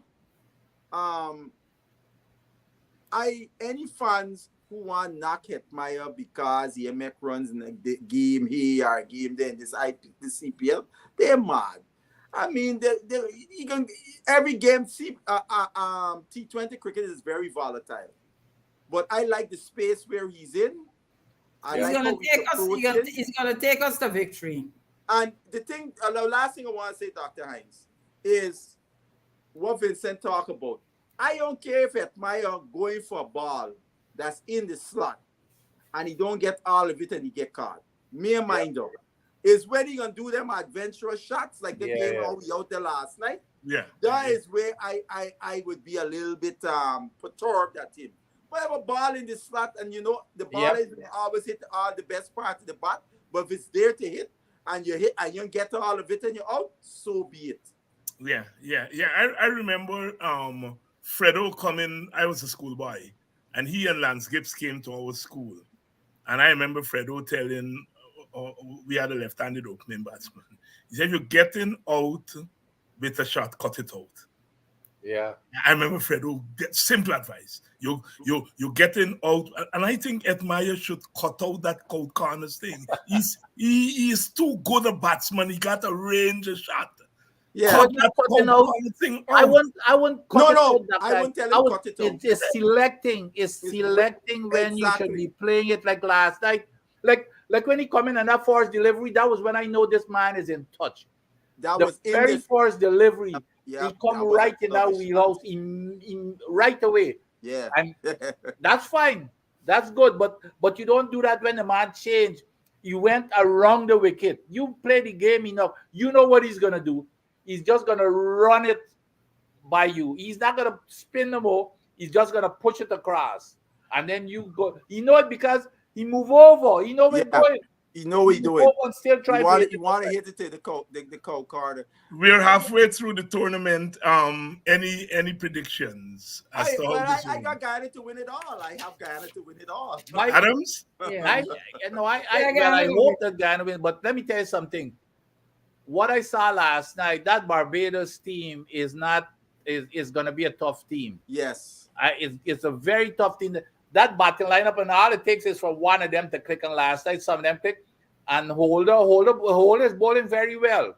Holder is he bowled very well. Oh my! Trinidad won the game. And that wayside full toss. He redeemed himself. Yeah. He redeemed himself with both bat and ball last night. He redeemed himself. But that's a one tough would say, team. Earned his fee. That's a tough team, especially if you got the cock clicking. And don't forget Miller. Miller's yet. Miller, and do that. And here, I hear Basil, who's this by you? Allen. Yeah, that Kadim Allen. That was the good real boy. Yes. Who Allen? Fabian Allen? No. Kadim Allen. Kadim Allen. He went to Nepal with the A team when they went. Yes. I felt if you're with that series against South Africa, what are you doing with Charles? Bring Allen, even if you ain't got no way. He won't, even if you don't play, no big deal. He's a little boy. You come around the setup. He see what it takes. What the thing in West Indies. You're looking because this is a guy we would be looking at going down the road. Start to expose him, right? And I was surprised. And he impressed me last night. That's the first time I see him. Yeah, and I'm glad that Barbados put Mr. Carwell to the bench. Definitely. Youngster in the team. He looked good to me. That's better for West Indies cricket. And he's a handy bowler, you know. Yeah, he bowled. The first time I saw Allen was as a bowler. If memory serves me correct, I forget which one of the franchises he was the emerging player on the 19th player. I think it was Jamaica. I think so. Jamaica, Trinidad. It's one of the he won the two. Yes, that's where I first saw him, and he was more as a bowler. Yeah. But I saw him play for Barbados, and then that A team batting, and this guy hitting big shots. Because I remember against Guyana in the 50 over, I remember him hitting Guyana opening bowlers. When they played the 50 over in Trinidad, he was opening batting for Barbados. Yeah. He hits it clean. Yes. What do you think of this Paris youngster?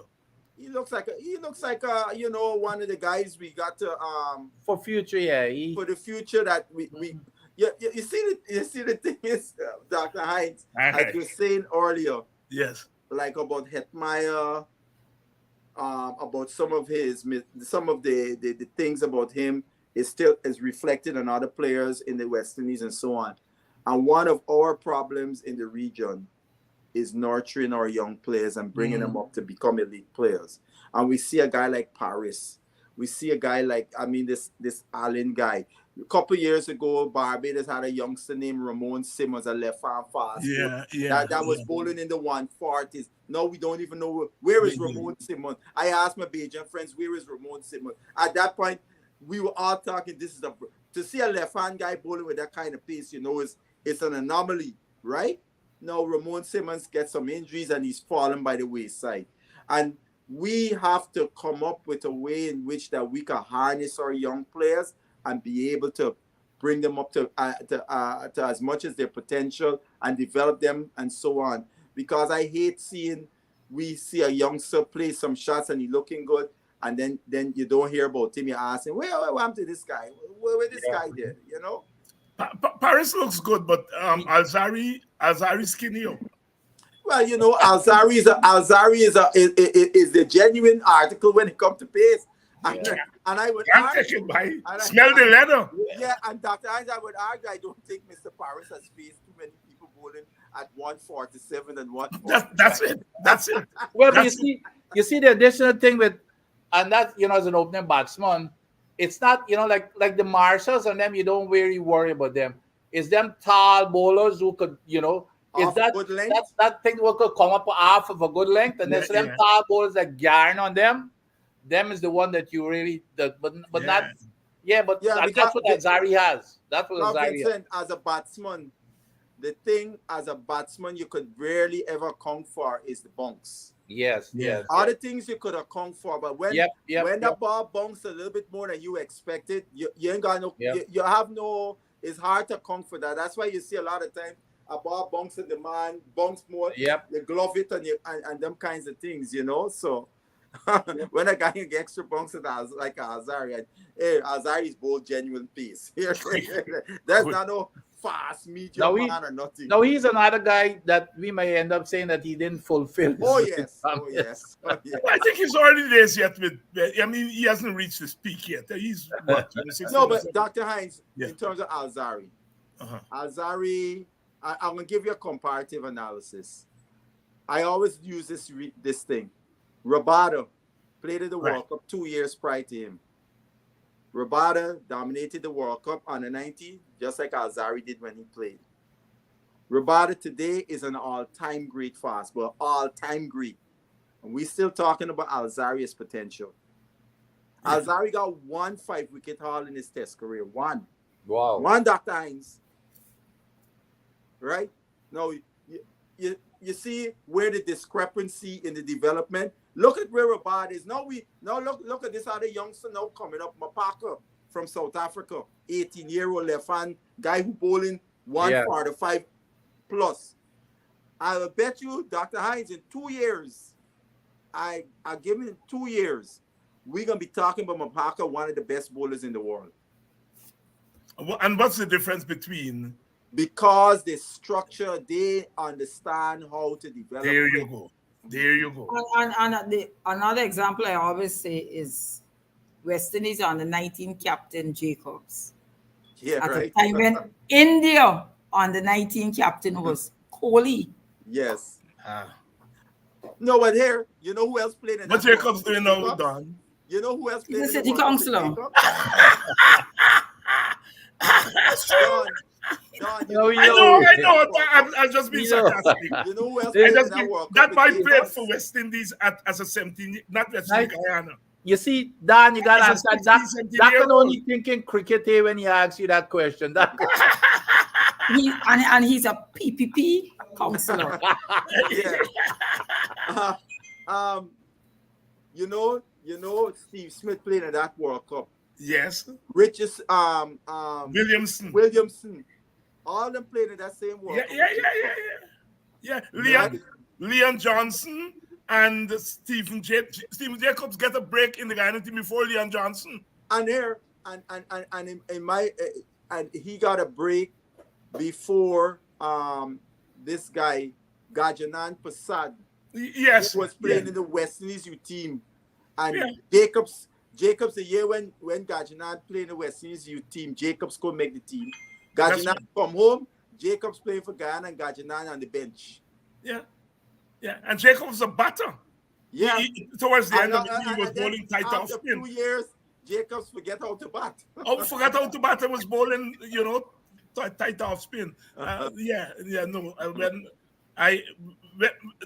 I get vexed with Jacobs, no, it's not because. Yeah. It's because the energy you see putting in this PPP thing, if you put it on the field of cricket. I have seen absolutely. his activities, and I would just shake my Cricket head. prepared them well, Doctor. And cricket That's the man. That's the man who said 20 years of playing cricket, he never see racism in Ghana. You know what, Don? Here what we can do. Here what we would do. First, we would ask Mr. Jacobs, how does he define racism? Because But David could invite him on the program. yeah. Well, how does he define it? Because we don't, you know, the thing about you don't want to be cross communicating, because you know you get into a discussion with somebody and you're talking about something and you have one definition and they have another. You're talking at each other. But when we come to a consensus. All right, this is what we define in racism. We give actual examples. Then come and tell me if this is not happening. And I think Vincent I got think a different opinion. And I think he would be found wanting. Yeah, you gave me an example. Oh, I don't want to repeat it. Don Cush, Basil Butcher Jr., and Vincent Adams here tonight. I think we've been having a ball. Rain stopped play in St. Lucia. The St. Lucia Kings are 78 for 3.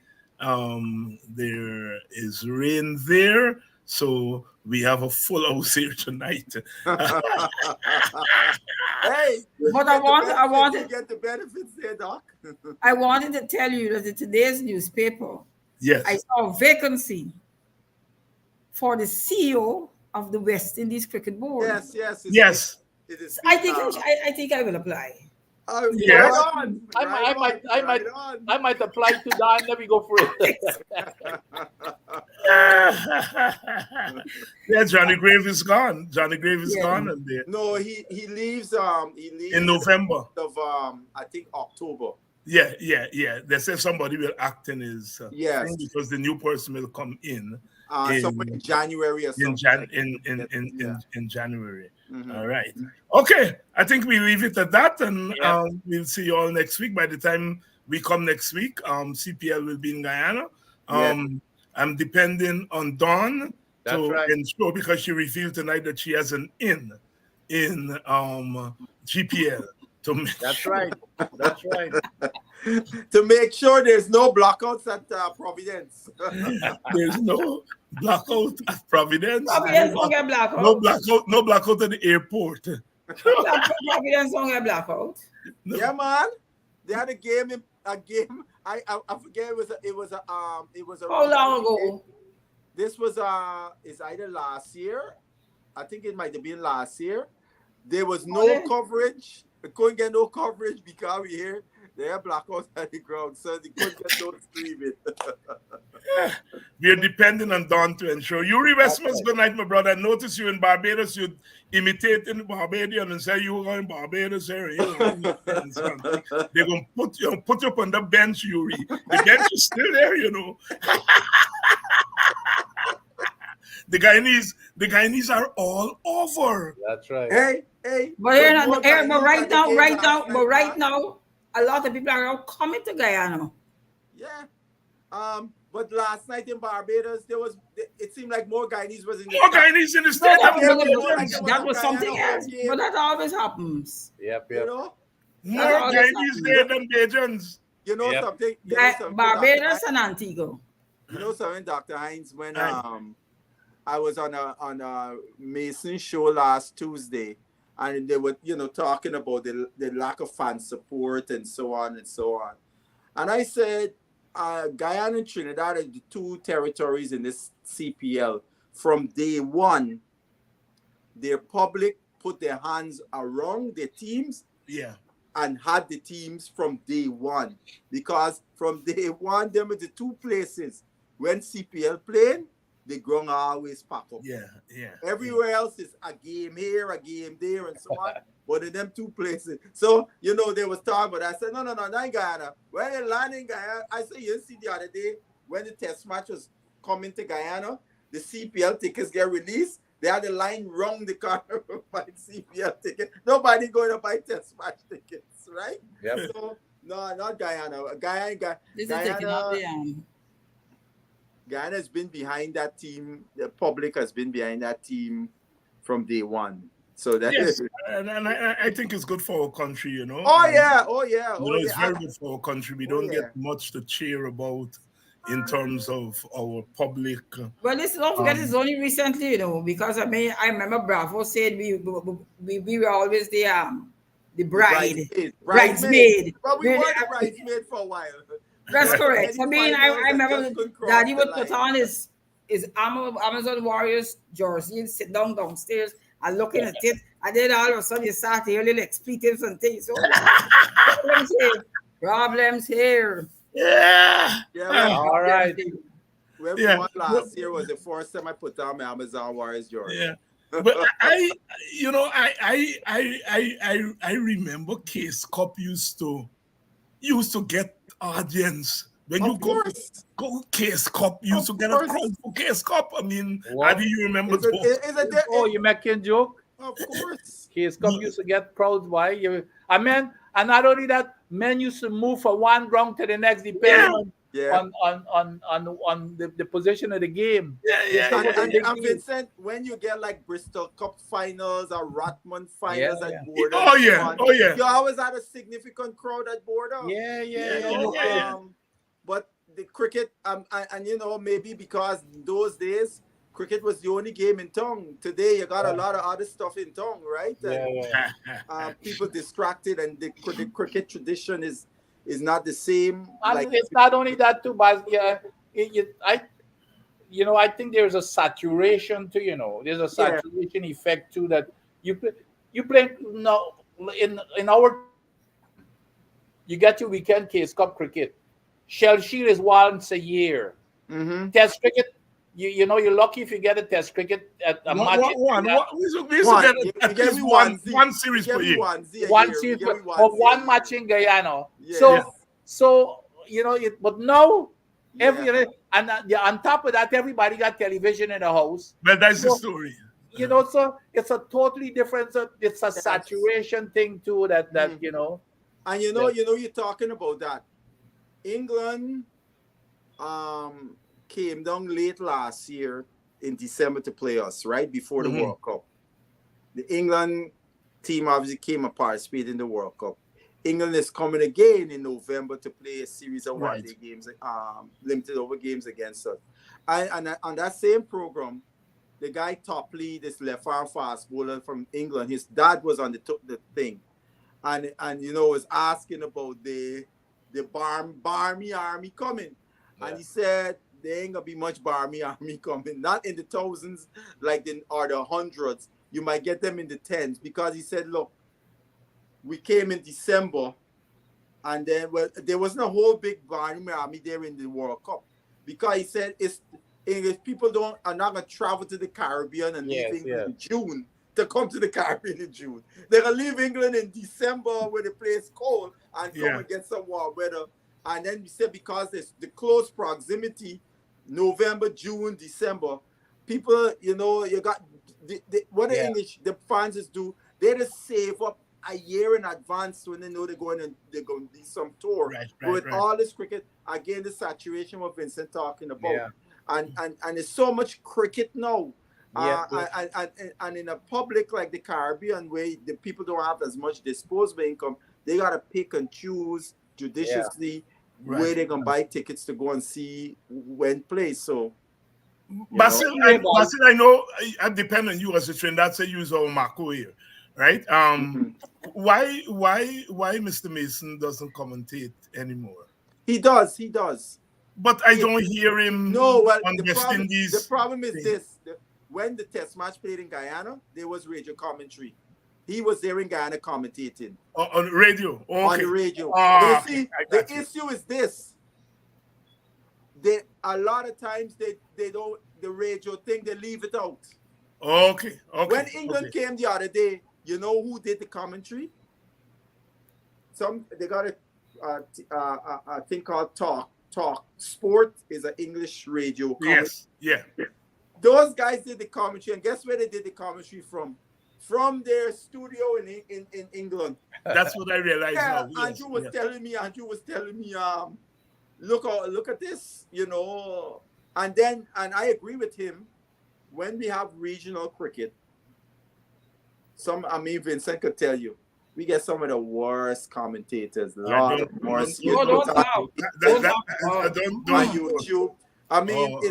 It's only like if you know the game playing in Barbados, and Barbados hasn't no regional cricket that's played in Barbados in a while. But whenever they had regional cricket playing Barbados, when Andrew and his guys there, we get the best commentary then. Anyway, I gotta go. All right, strike up the band. We're leaving. All right. Okay. All right, I see you all next week. All right, good. Mr. Mason, one of my favorite commentators. My favorite commentator. I see you all next week, Sunday. Yuri, and watching your drinks. Take 2 drinks for me. 2 drinks for me. 2 drinks. That's my limit now. 2 drinks. So take 2 drinks for me. And I'll see you all next week. You're a big crowd tonight because rain stopped play. And I see you all, you political people, I'll see you all tomorrow. And the cricket people, I'll see you all next week. We had a ball tonight. Rude boys gonna get you by degrees. Here comes the West Indies. And when you're facing the generals, nearly every ball is a funeral. And when we batting, brother, go and put your men on the boundary line. And if you give we a liquor, that is merely a hiccup. Look, you win the little battle, you lose the war. It's the same result every time. Everybody sing. Here comes the West Indies. Here come the West Indies. Them rude boys gonna get you by degrees. Here come the West Indies. I tell you now, here come the West Indies. Here come the West Indies. Them bad boys gonna bring you to your knees. Here come the West Indies.